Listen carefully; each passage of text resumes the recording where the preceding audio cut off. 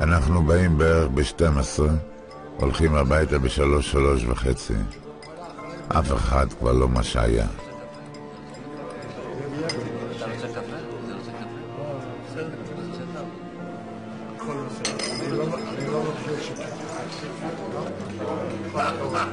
אנחנו בקפה שותים קפה, מיץ, תה, קצת בירה, דברים כאלה. והעיקר מדברים. כל הזמן מדברים. מכל הג'ברים הענקיים שהיינו, נשארנו רק שפתיים בשביל לברבר. נתנו לנו מהעירייה תעודות תושב ותיק. ותיק האמא שלהם.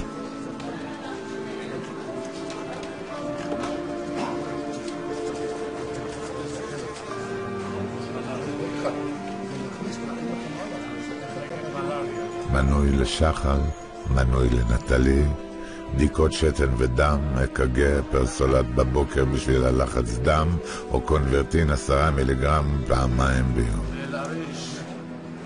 בצהריים פרוקור בשביל הקצב של הלב, כאבי ראש וגב, כל הדיסקוסים האלה, החוליות הישנות ועייפים.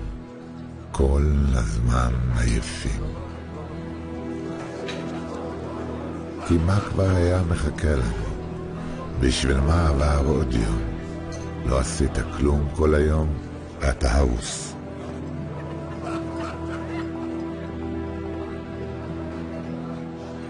וכל הזמן הבני זונות לא מפסיקים לעבור לנו בוויטרינה.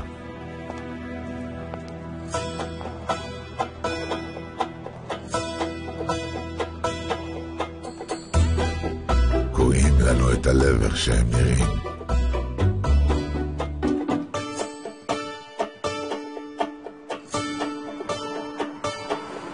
כאילו שעשו אותם ג'לים זזים.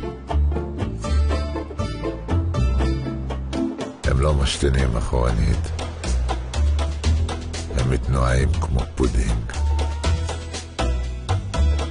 ג'ינס אינטרנט, ווקמנים תקועים להם באוזניים.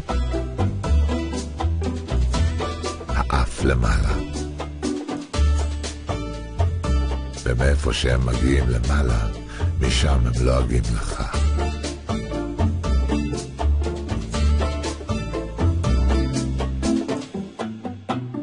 וכך כל הסיפור עם מה שהעיתונות והתקשורת כינו האירוע הנפשע ביותר בתולדות המדינה התחיל בדיוק כאן בבית קפה.